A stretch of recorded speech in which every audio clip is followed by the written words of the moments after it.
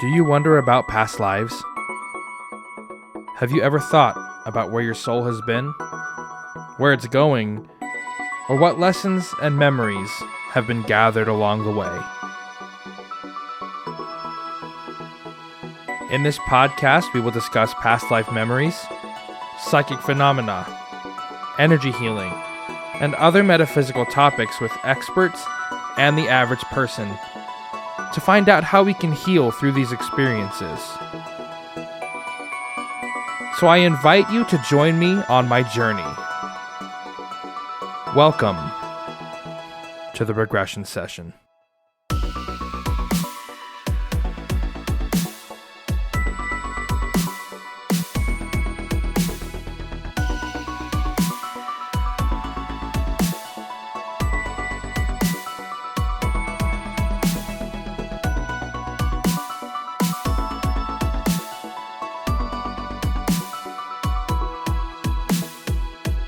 You didn't tell your wife you're going on a podcast? No.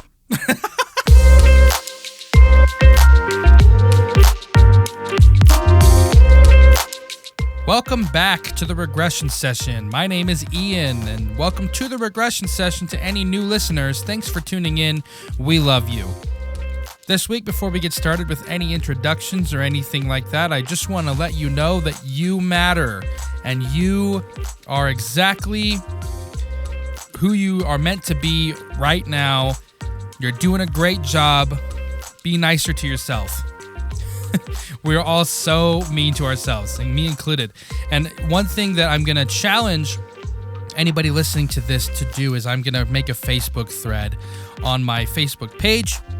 What I want you to do is I want you to tell me one or two things that you actually love or like about yourself.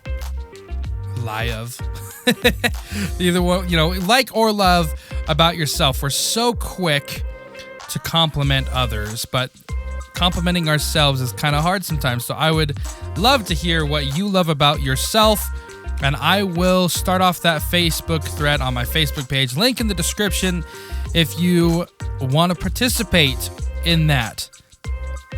This week, we're going to be talking to Joshua Terhune. Joshua is a licensed mental health counselor who practices traditional talk therapy and EMDR and has been for about 10 years now. So it's safe to say he knows exactly what he's talking about. In this episode, we go over the benefits and shortcomings of traditional talk therapy and kind of talk about where the disconnect is between what I do and what traditional talk therapy does. And I've been so excited to release this episode. Me and Joshua, we covered a lot of stuff, and we got really into kind of the nitty-gritty of talk therapy. I really hope you guys enjoy this episode. And without further ado, here is my conversation with Joshua. Hey, Joshua, thanks for coming on the show. Hey, thanks for having me. Absolutely, man. I've seriously been looking forward to talking to you about this in front of a massive audience, to put you on the spot in as many possible ways as I can and just absolutely abuse your time. But before I do that, I would like for you, if you could, just tell my audience a little bit about you. God, that sounded so dumb. If you could tell my audience just a little bit about you, who you are, your background, your field. We want to know about your, what you do specifically would be great. Okay. I'm Joshua Terhune. I am a licensed mental health counselor in Indiana. I've been practicing for about a little over 10 years now. Specialize in depression and trauma. I work with a wide range of people.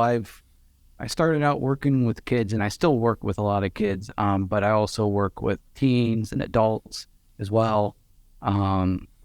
Trained in EMDR, which is eye movement desensitization and reprocessing, which is a version of reprocessing traumatic experiences, and IFS, which is internal family systems, and that is a way to basically kind of understand, develop better insight into ourselves than others.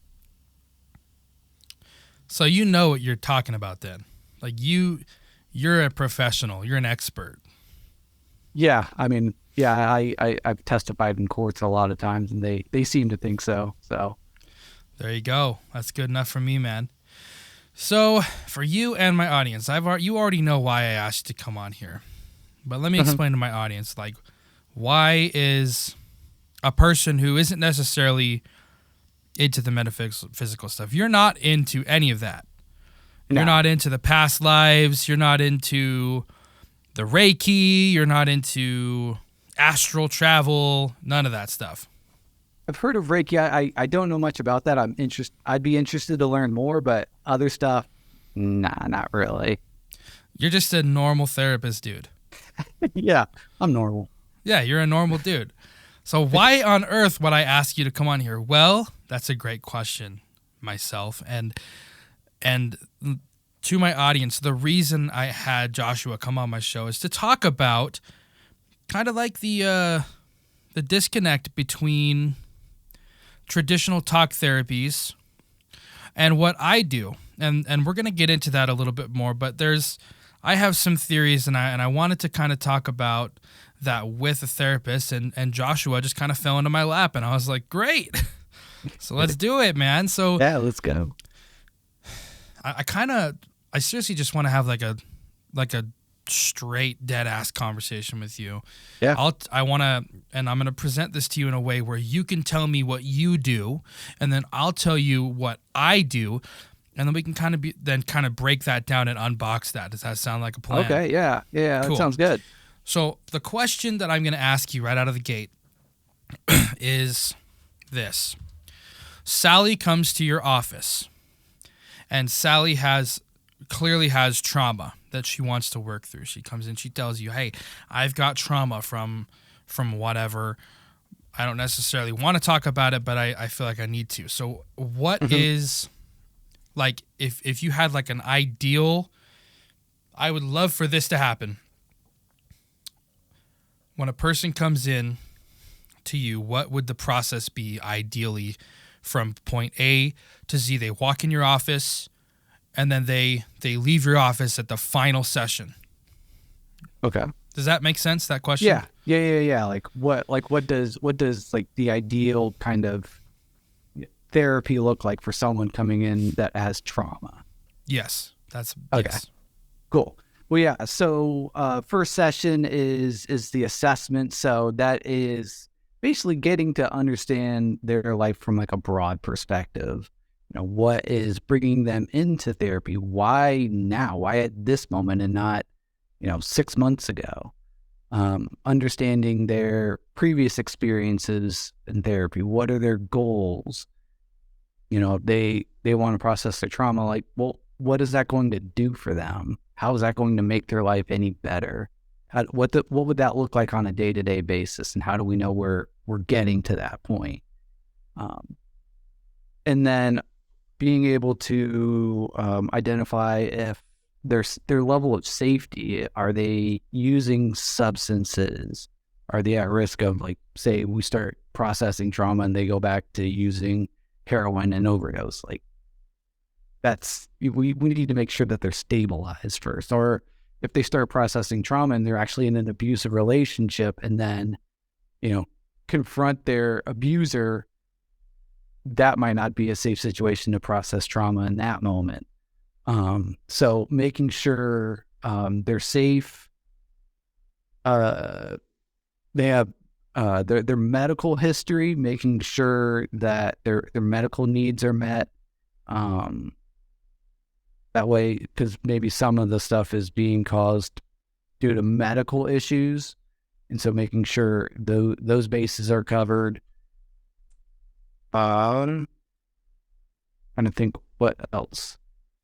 That would be like the first session, understanding like what specific traumas that they are wanting to reprocess, what sort of stress management and coping skills that they have, assessing their readiness to go there, because sometimes we need to do like some stabilization work to help them get to a place to where they're strong enough to start going through the deep stuff.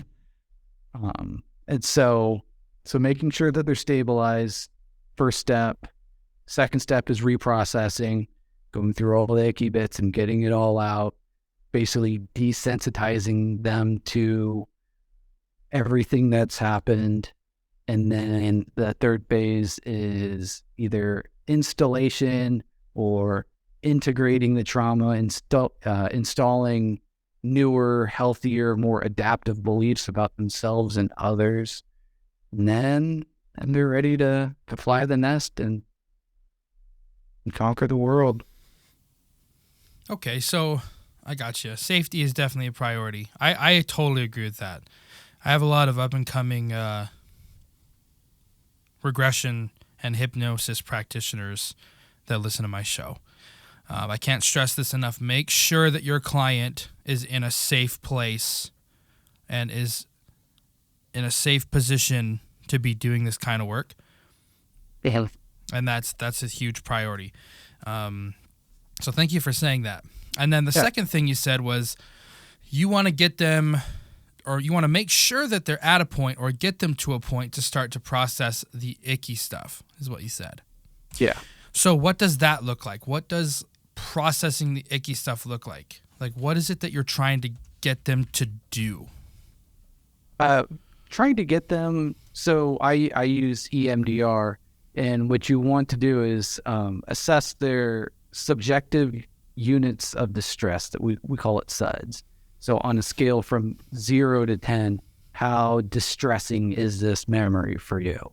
And we want that down to either a 0 or a 1 or a 2 if if it's valid, to be a little bit concerned about it, like, crossing the street. Like, you should be a little anxious about it. That way you don't get hit by a car. So making sure, so basically getting it down to where they are fine with reminders of the trauma, and they don't have to react. And how do you go about doing that? Reprocessing it. Yeah. So I guess what I'm asking is and this is going to be jumping right into the meat of what I wanted to talk to you about, pretty early. You want them to talk about it, right? They For don't the most have part? to. For the most part, they don't have to talk about it, but yeah, they have to have it in their awareness and help me understand if we are going in the right direction or if things are blocked. Gotcha. Yeah. Because my understanding of traditional therapists is that they want you to, let's just say people, just for a metaphor, people take their trauma and their anxieties and their depressions and stuff, and they stick it in a box. And then they close that box and they try to duct tape it shut and hide it away in the closet. From my understanding of traditional therapies, and my experience with traditional therapies, is they want you to get that box, pull it out, take the tape off, open it up, and start unboxing things. Mm-hmm. Is that a decent interpretation of the typical process, or am I off base? Yeah, no, yeah, I would definitely agree with that. So yeah, traditional therapy, take the tape off, look at parts in the box, examine them, get them back to a good spot where they don't need to be in the box, or the box can be opened easier, and the things in the box aren't causing the pain. Okay, gotcha. So what's the typical expectation of time you have to spend to unbox things in order for that to happen? So typically, I guess the big thing is it really depends on the person, depends on on what they've been through, their current life situation, depends on their ego strength, how well they're able to essentially be resilient within that and be able to challenge themselves. Because some people shy away at the first sign of something that's going to really alter their perspective on things. So it depends on some of those factors. typically usually takes about 12 to 18 sessions. And is So that like that's about typically like weekly or monthly or? weekly. So you could expect anywhere between 3 to 4 months. Okay, gotcha. Because I've known people who've been in therapy for years. Yeah, some people go for years. Typically, that's very like insight oriented. It's not necessarily trauma based. It can be. There's some people that have been through what's called the complex trauma, which is childhood abuse and neglect. Just Adverse, terrible things absolutely, that mess yeah. up your psyche from like the beginning. Yeah, and your ability to attach and bond and form healthy relationships with people. Absolutely, it's going to take years, so that way you can learn how to have good relationships with your romantic partner, with your friends, because as babies, that's when our brains and our nervous systems are wired to bond and connect.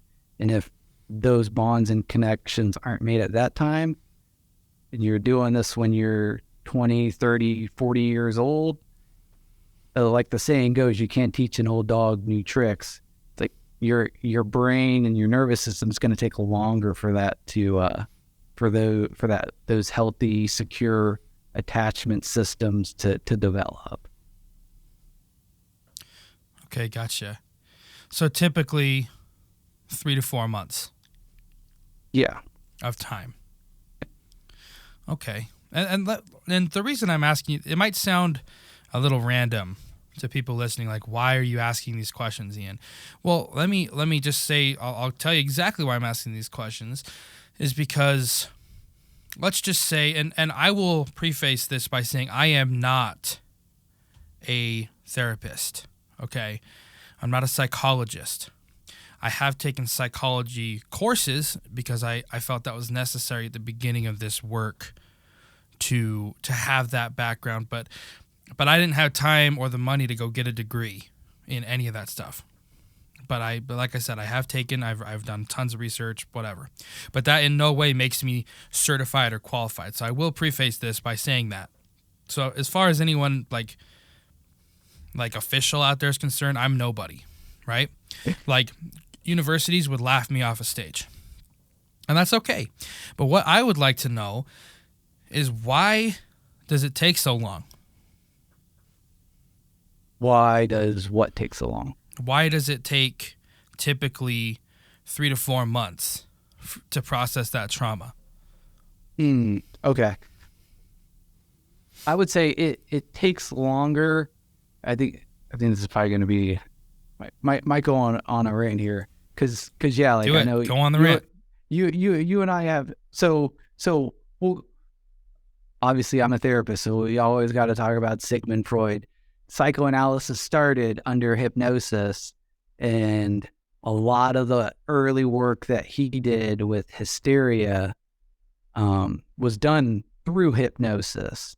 And what Freud found in these hysterical women was a lot of sexual trauma. It just kept popping up and up, and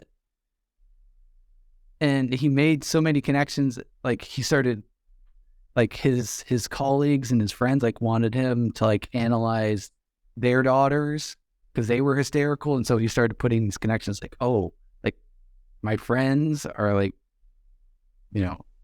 are they perverts, or like there's no way that all these women can be sexually abused. And so instead of leaning into, yes, sexual abuse is rampant, it's an epidemic, he went the other way and was like, no, they're lying, they're making it up. And so he moved away from hypnosis into more the free association type thing. And it's been taking longer because, hold on, it takes longer because hypnosis has really helped with developing a focus into your internal experience, understanding what's going on and where it's coming from, instead of having that internal critic in your head of saying, no, don't say that, or being distracted. It essentially lets your subconscious go where it needs to go and find the healing and get rid of the traumatic infection. And what researchers have noticed is hypnosis has ebbed and flowed, and it has to do with war. It came about in World War I, World War II, the Korean War. They all recommended hypnosis for PTSD. It came about in the 70s with the Vietnam War. And now for therapists, it's being packaged as EMDR, or accelerated resolution therapy.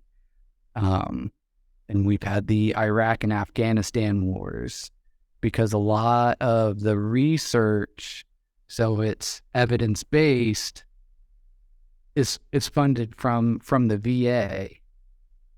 And so it gets the gold standard treatment, which then gets more people to buy into these interventions.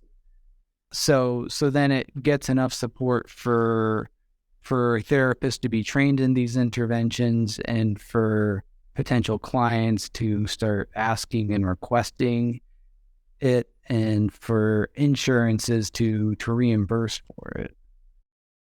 So in order to like practice these things with people, there has to be some kind of a legality check on it, right? Like the government or whatever ruling body has to come in and say, okay, you know what, this is approved. We've done some, quote unquote research on it, and we can now approve this to be used for clinical purposes, right? Mm-hmm. Yeah. You have to be trained in it, bare minimum. Ideally, they want you to be certified, but the treatment needs to be evidence-based and shown to work, or insurance won't pay for it, because it's like, oh, you're just wagging your finger around and you're wasting our money. Like, they won't pay for it, and then, nothing's gonna happen. I get you. That makes sense to me. And so, this is gonna sound like really shitty, but from the outside, like as a person who's looking at it from the outside, it just kind of seems like a money mill. I mean, I really wasn't like trying to go there, but it's capitalism. Right, Yes. Because you have people, the plain and simple truth is you have people, not everyone, right? There's still some of that stuff that goes on where I'm at too. Mm-hmm. Yeah. Right. There does need to be like regulations and oversight to make sure people are practicing in ethical and safe and effective manners. Absolutely. Yeah, and there's definitely a lot of people try to do the whole money mill thing here in this kind of a bubble where I'm at, of like past lives, metaphysical, hypnosis, stuff like that. And really, there's not really any regulations regarding hypnosis anyway, at least in America. And but at the same time, you do have a lot of people that do practice it ethically, or at least try to the best of their ability, Mm-hmm. and they get crazy good results, right? And they're only charging, like, for the most part, like, I feel like the most common thing that people charge is either like, some people will charge as low as $50, and some people will charge, there's some people, and these are the people that I don't really care for, is the people who charge like $500, $600 a session. Mm-hmm. But the middle ground that most people charge is like $160. Okay. Because they have to people got to pay their bills, and I'm all about that. Absolutely. I'm all about it. But they get crazy good results for the most part. I've had, obviously, like I said, I'm not qualified to diagnose anybody. But if I was going to diagnose them, I've had people with like complex PTSD come to me and say, hey, this is destroying my life. And one session, and I didn't even charge this person. One session, they're back on their feet, right? Yeah. And they're out the door, and they called me contact me a year later, just because I'm like, hey, feel free to keep in touch. Get in contact with me. They're like, hey man, I just want to let you know I'm doing fabulous. That never bugged me again. So like, I guess the question is like, what's the disconnect between, the certified therapy that people spend thousands and thousands of dollars to go to school and get degrees for, and then the people like me who have to do it for quote unquote entertainment purposes only, for legality reasons, and then all of a sudden like it's one session versus 4 months, or maybe I've had one person, that's it, one person that had to come back from multiple sessions, but that's it so far. Yeah. But even that was only like 1 or 2 sessions. I never had a person come back and say, I need 12 sessions to do this. Anything after that is just like, hey, let's explore consciousness. You know what I mean? Yeah. So that what's your opinion? Like what's the disconnect? Why? I think maybe some of the disconnect is maybe motivations or intentions. People coming to you, they are expecting it to be done and over with relatively quickly, 1-2 sessions, whereas the expectancy for therapy is 12, 18 months or years. I've even been called an emotional hooker before. Like it's part of it is like paid companionship. Like they just want a friend, somebody to talk to. And like even I feel that way too. Like I'm on the fence about either looking for a therapist or trying a hypnotherapist. And part of it is like, I'm in my mid-30s. All of my friends, they're working. They've got jobs. They've got families. It's hard for me to like hang out with people on a regular basis. And it's like, well, do I see a therapist and so I can talk to somebody and have that so I can have a connection? friend? Yeah. Okay. So you really think that's like the biggest disconnect? I don't think that's necessarily the biggest disconnect. I think it's probably that people don't think that it can happen that quickly. Like, so it sounds too good to be true. Yeah. So I remember doing my first training for EMDR and watching like a demonstration video with a kid and just seeing essentially like the trauma just like being like released from his body. And I remember in my head, I was like, now I know why there was the Salem witch trials, because it seemed like magic. It was just like, right. What is this? Like this can't happen. This isn't real. Yeah. Like that kid is lying. This is a setup. Yeah. It's like, what's going on here? Like, oh, you're just giving like the best, you're just cherry picking. Like, but it's like, no, you're not. No, it's not, and what's crazy, man, is that I am like 98% confident, because I've had a couple people, like literally one person that basically refused to enter into hypnosis, and then one person that came back for multiple sessions. That's about it. Okay. But like, so 98% confident that if you walked up to me and said, hey, I have trauma or I have anxiety or I have whatever, I could do a session with you, and it would be, if not fixed, it would be exponentially better after one session. Okay. And here's the thing too.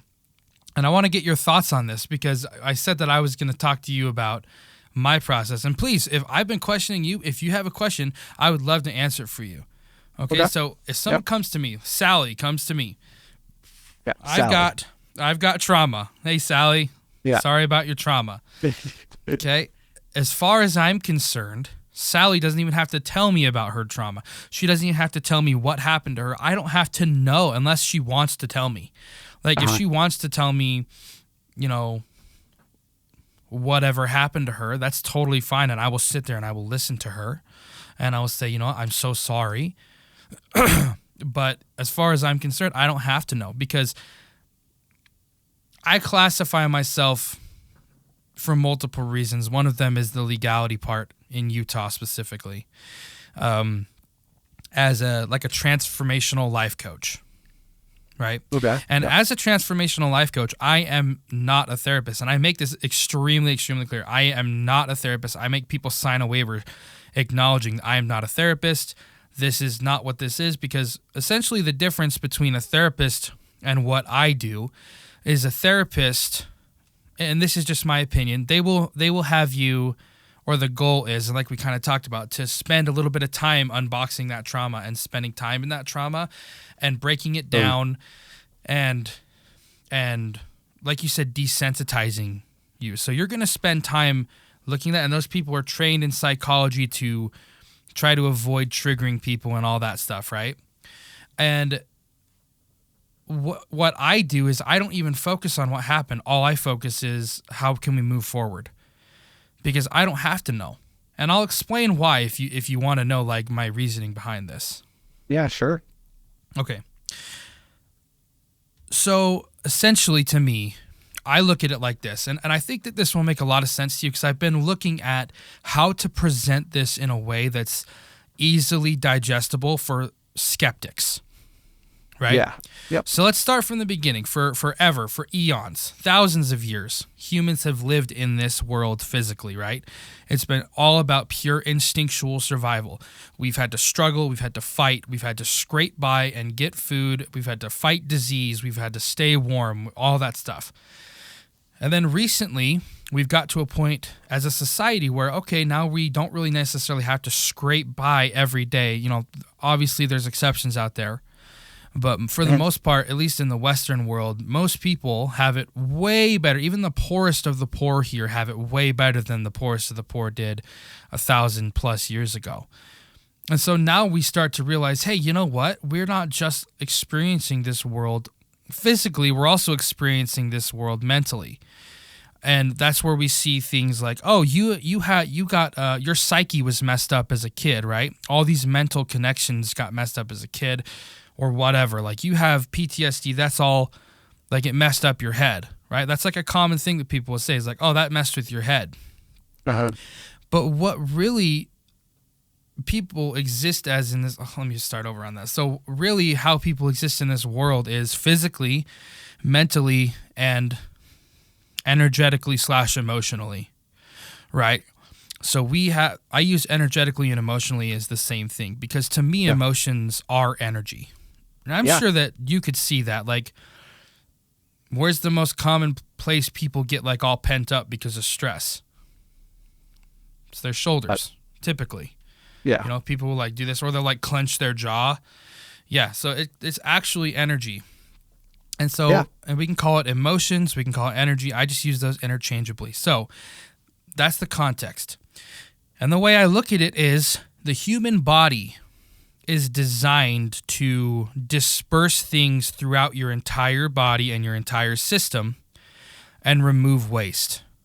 It's designed to do that. We can look at that as, you know, we have a circulatory system, we have a respiratory system, a digestive system, a nervous system. I don't know if I already said that. We have all these different systems. Like the main 4 I can think of, I think I just named. Mm-hmm. I don't remember. But anyway, we have all these systems, but what people don't actually realize is we have an energy system or an emotional system too. And just like how you can get a blood clot in your circulatory system, you can get an emotional clot or emotional block or an energy block. Yeah. And people can actually manipulate their energy. Okay? You with me so far? Yeah, absolutely. Okay. So I am of the opinion, and I'm not the only one out there, and I have significant anecdotal evidence to back this up. Obviously, the VA is not going to come in here and fund my study so I can legally practice this. Right? Not yet. Right? But but I have significant anecdotal evidence to show that this is an actual thing. And I know that everybody that I've taught that is listening to this can say, you know what? Yeah, you're right.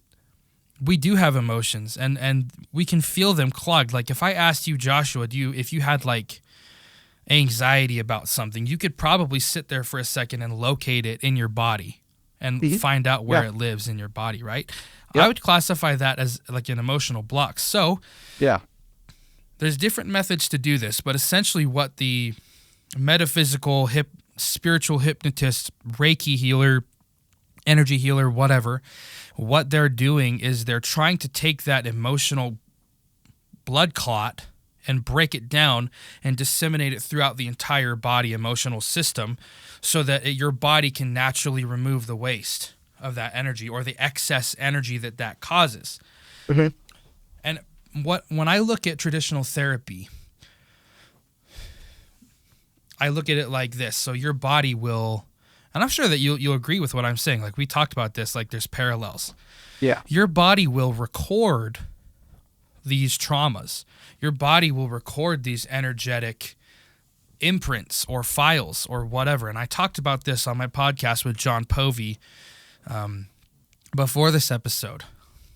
And basically what they're doing in therapy is they're having people go in, open up the actual energetic imprint itself, and grab it and start playing around with it. But when you do that, what you're doing is you're taking on that energy itself, because energy can't necessarily be like destroyed, just dispersed.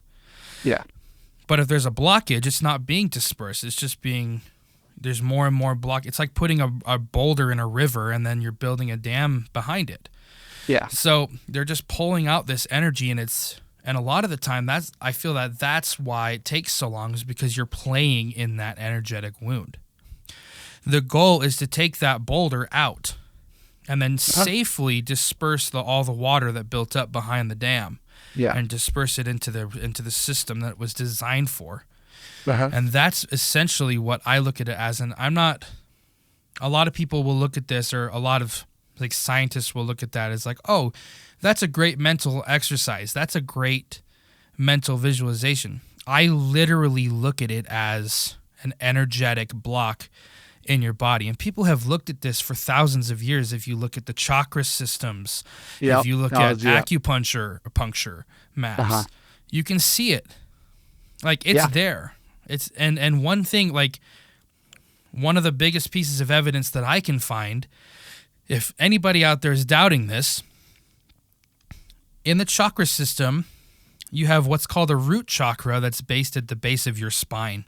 And this has been taught for thousands and thousands of years, the root chakra. And that chakra is responsible for making you feel safe and grounded in your physical body in this world. Now, thousands of years ago, they didn't have the complex medical equipment that we do today, and they didn't necessarily have any of that information. Yet, at the same spot where the root chakra sits is an actual nerve system called the vagus nerve. Yep. And if you stimulate that typically it's stimulated by deep breathing, right? You can actually stimulate that by, sitting up straight and just taking nice deep breaths. Diaphragmatic breathing, absolutely. Yep. That is stimulated and it makes you feel safe. And that sits exactly where that root chakra is classically depicted. So how did they know about that thousands of years ago, and they didn't know that there was necessarily nerve endings there? That's one thing that just kind of blew my mind when I learned it. I was like, whoa, no way. And so like all this stuff, it kind of lines up, and it's really, I look at it as an actual literal thing. So what are your thoughts on that? I don't know if that was like too big of a tangent, or if there was like there's a lot to unpack there, but no. It's like, like what I've said, like between you and I before, like, you're using a different language, like in therapy speak, like what you're describing essentially, it's called like somatic experiencing or sensory motor psychotherapy. So there's kind of two different ways of processing. There is top down, which is like the top of your brain, basically using thoughts, and then using thoughts to access your feelings and access your body, accessing your spirit. But basically, I think, therefore I am. Whereas like what you're describing is a bottom-up processing, which is noticing your body, where those blocks are, and then paying attention to them and having having that awareness come up into a thought to be able to change those. Does that make sense? It does. Yeah, absolutely. Okay. I know. I'm picking up exactly what you're laying down.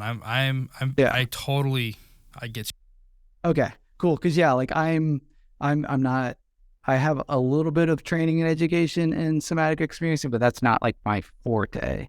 But with EMDR and internal family systems, they do ask you, some people are top-down processors and some people are bottom-up. And so, it's like, where is that in your body? Is it moving? What's its shape? What's its quality? What's its color? Does it have words? Yeah, I mean, the body is extremely important. But somewhere along the lines, therapists, human beings, Americans have forgotten that. So yeah. What? As a question I want to ask you is like, and this might be like, I don't know if it's a complex question or if it's going to be a complex answer. So there's the disconnect for me comes from, I think, in my opinion anyway, the disconnect is this, like, the difference is that we in the bubble that I'm in, we understand consciousness differently, or we perceive consciousness differently than the scientific oligarchy. That's the word I would use to describe like the tenured scientists that run the scientific community is like the scientific oligarchy, the people who hold the tenure, the people who control the funding, the power, those people, the resources. Yeah, exactly. Those people, they understand consciousness or perceive consciousness differently than we do, and I do, and the way that I perceive consciousness is non-locally. Right. Does that make sense, or do I? I don't understand. Okay. So, let's see. Are you familiar with the concept of materialism? Vaguely. As far as like psychological materialism. That basically has to do with like observable, like possessions. No. So, I learned this when I took the psychology class from Yale. They essentially the concept of materialism is that because your brain can become damaged, and when you experience brain damage, your personality can change. It means that your consciousness is housed in your brain, right? So when you die, your consciousness goes away because it's housed in the brain. And that's the first thing that they taught me when I took that class from Yale. They're like, yeah, so there's, your brain is the seat of your consciousness, basically. Okay. That's a concept called local consciousness. Okay. So essentially, like, you are your body, right? Yeah. Like, your whole existence is housed in your body. Well, we in this kind of a bubble look at it as a non-local consciousness, which essentially means that your brain acts as a receiver for your consciousness. And there actually is, if you look up the University of Virginia and Edgar Casey, Ian Stevenson, there's so many institutes out there that do research and like actual research on this, but the biggest one is the University of Virginia, and I'll link them all in the show notes, all these institutes and stuff. So for anybody who wants to find them under consciousness research, so you can go through and look at all these institutes. But there's significant evidence to show that consciousness actually is non-local, and that's another conversation. But that's where I think the disconnect is the actual perception or understanding of consciousness. Because in this space, we are totally cool with getting our buddy and sitting him down and being like, hey, let's go into hypnosis and just see what happens, right? Yeah. You would never dream of probably doing that with a client who's experienced trauma. That's like a oh no, we shouldn't do that. But we're cool with like, hey, let's just see what happens, man. Right. Oh, Trial and you're error. you're a squirrel right now? Oh, that's cool. What's next? Right? Like, we're totally cool with exploring that. And so that what basically comes from that exploration, and I've experienced this, is people having knowledge that they shouldn't have. People having, and there's lots of theories for why that is. Some of it leads back to materialism. Some of it leads to other things. But basically, the understanding of consciousness is that we are basically a meat suit that receives a signal. Okay. Sort of. If I want to break it out into scientific terms. And then the other one is we are nothing but the meat suit. And after the meat suit dies, we're gone forever. We slip into the void. Our consciousness disperses. The electrical signals that are us are no longer there. So that might be like, if you had no understanding of that concept before, this one might actually be more to unpack. But what's your thought? Like, all of the teachings, all of the education, all of the oligarchy, the scientific oligarchy, they have a local consciousness understanding. Uh-huh. And that's what I think the disconnect is. Like, if I had to narrow it down, I think that might be it. Would you agree or disagree with that assessment? Well, I'm still trying to like wrap my head around, local consciousness. Like when you were describing, like, oh, I'm a squirrel. Like, let's figure it out. My first thought in my head was like, how would I write that in a progress note? How would I justify that to United Healthcare? Right. What is this guy talking about? How are you gonna get? How am I gonna pay for this? Yeah, how's insurance gonna cover this? Yeah, exactly. And that's exactly the problem. Is like these people, they're so clinically, like, we have to figure out like how to deal with this meat suit. Yeah. For lack of a better word, like, we have to figure out how to fix this broken meat suit. Whereas like me, I'm like, oh, there's a block in your signal. We need to fix your signal. Yeah. And that's like the biggest difference, I think. And me presenting it to you that way, what's your thoughts? Yeah. I mean, it'd be like, how could that be measured? Right. And that's the problem. Right. That's the problem, is we don't have, well, I'm sure we do have the technology to somehow quantify it. I personally believe that it's quantifiable. I really, really do. But, I mean, like I said earlier, the VA is not going to dish out $70,000, $100,000 to do a research study on someone who's going through energy work or doing Reiki, because they're like, that's a waste of time. We have real meat suits to fix here, maybe if you package it in a more concrete, structured way, they could get behind, kind of, pretty up some of the words. Because I mean, EMDR is, it seems kind of woo-woo stuff, but like they were able to, manualize it and use kind of these fancy words like, oh yeah, sure, let's do it. So it's like, and that EMDR stuff, that's at the top of the rabbit hole, man. I tell you what, I know. That's at the very tippy top. That's at the entrance. Right. That's like tip of the iceberg. Like that's how I met you. It's like, is learning about EMDR and then starting to kind of go down the rabbit hole. Yeah, man. It's kind of crazy. And like you were saying before, it sounds too good to be true based off of our meat suit understanding of the world. It sounds too good to be true. It's like, no, you can't do that. Yeah. You know, like people's like pride and ego are wrapped up in wanting to be right instead of pursuing the truth.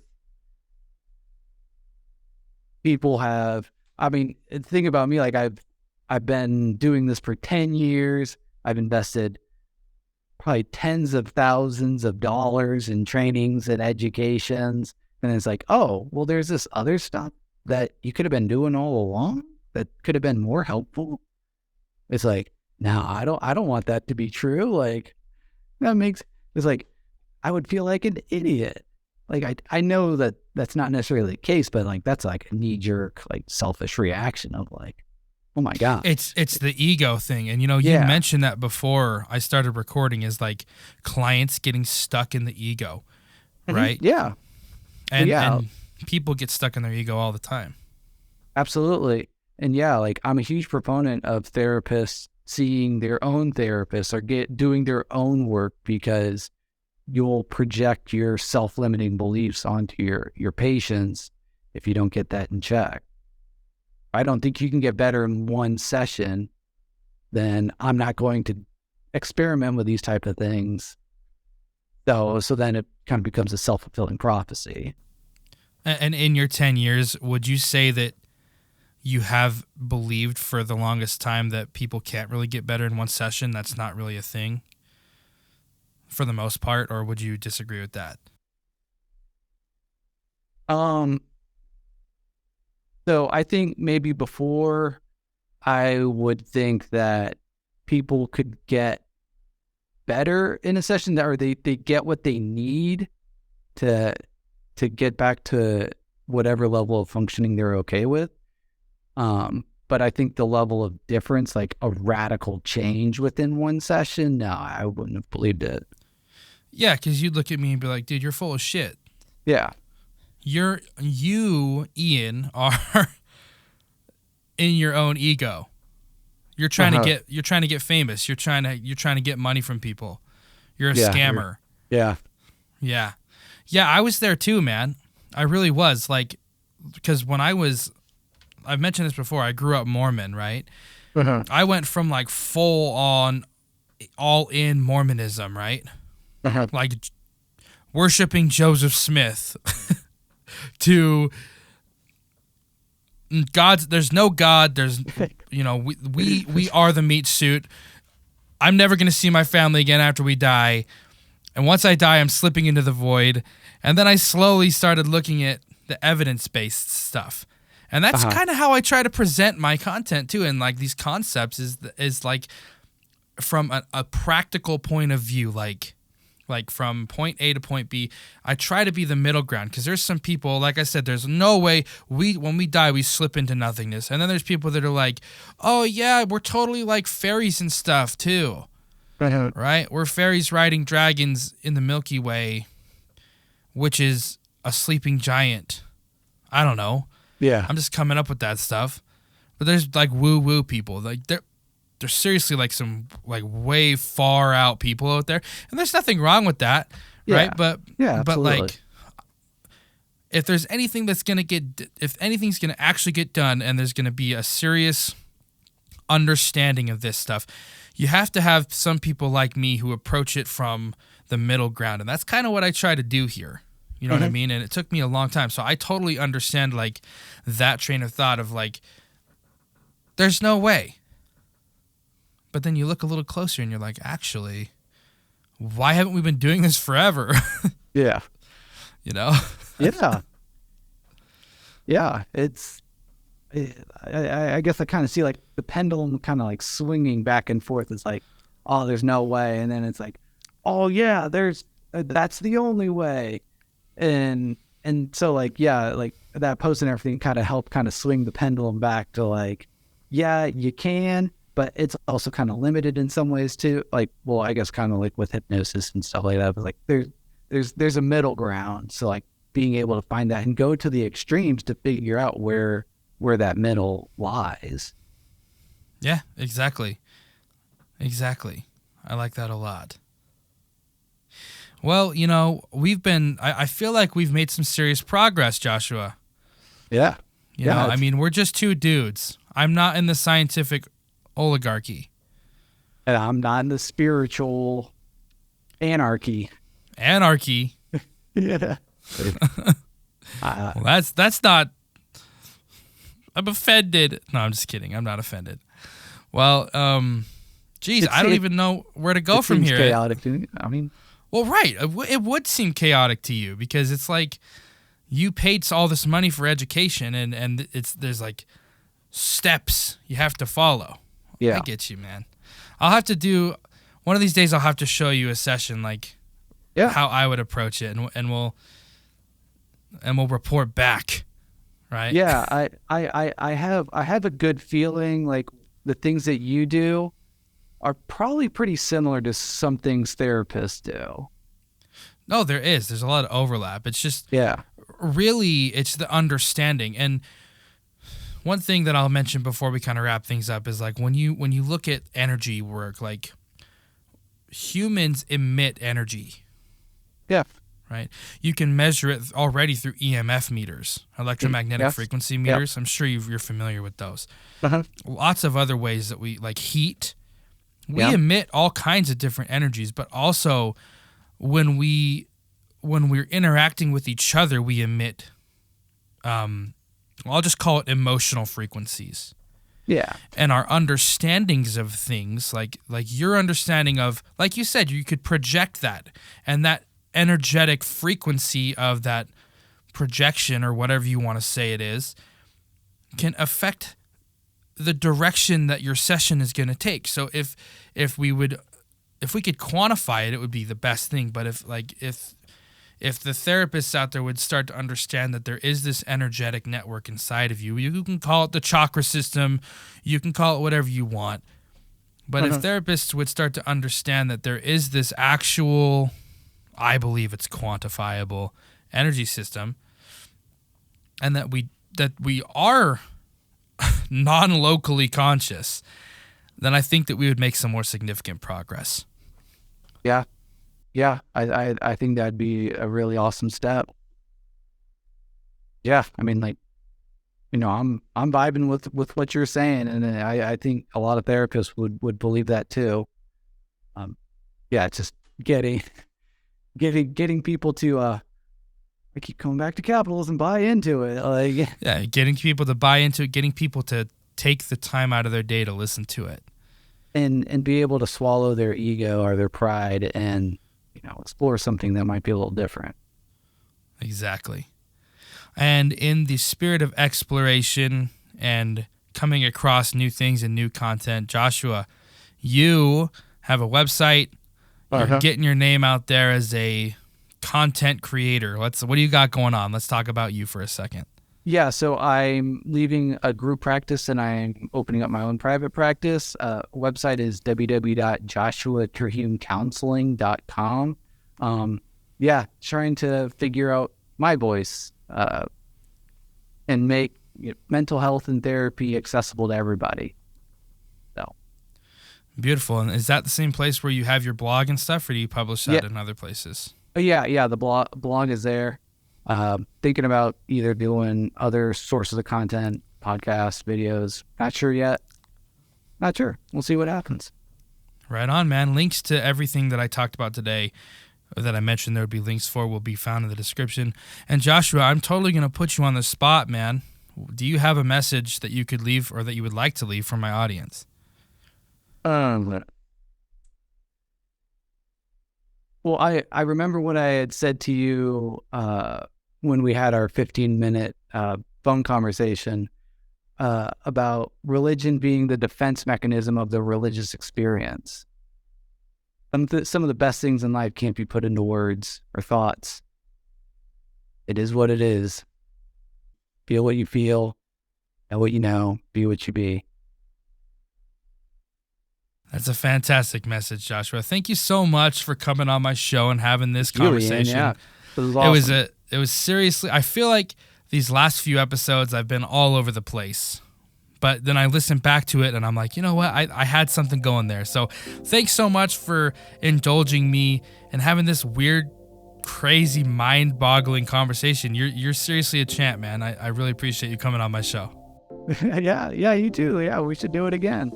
That's it for today's episode. I would like to thank Joshua for coming on to my show, and I would also like to thank you for tuning in. If you're in the Indiana area and you want some therapy, definitely head over to Joshua Terhune. He is a super rad dude and knows exactly what he's talking about. Links to his site and the other stuff that I mentioned in today's episode can be found in the description, as well as that Facebook self-love fest. The Facebook's self-love post. Show yourself some love. Damn it, you deserve it. You're worth it.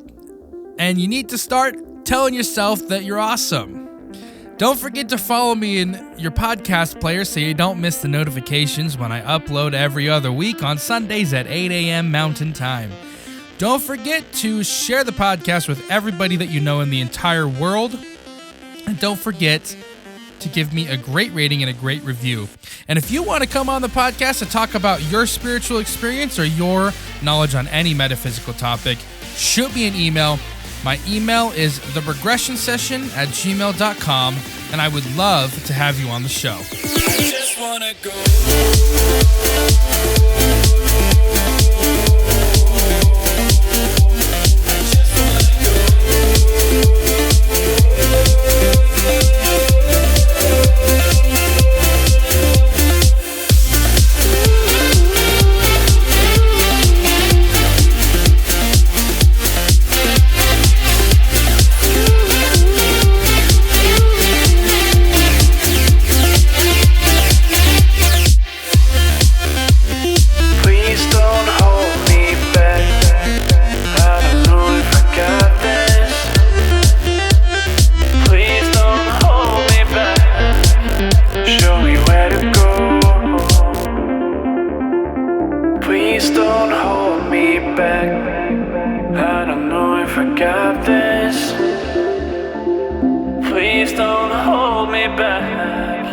Show me where to go.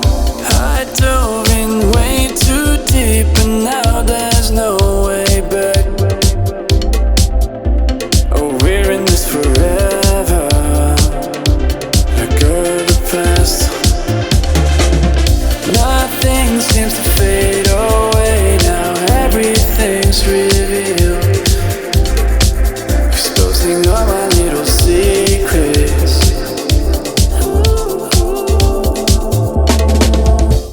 Makes sense. Cool. Yeah. All right, man. I'm going to eat one more chocolate-covered coffee bean before I get too wired. All right. It was like gross the first time I had it. I was like, oh my God. I was like, ew, this is disgusting. Oh, It was like, oh, I can't stop. this is terrible. Can't stop this. The worst thing ever. Oh man. Yeah, I've heard Put them it on the floor. Yeah, like for like chocolate recipes, if you just add like a sprinkle of either like coffee grounds or instant coffee, like it helps kind of accentuate the flavor. I don't know. I'm a coffee fiend. But really? Oh yeah, man. Nice. I'm an absolute monster when it comes to coffee.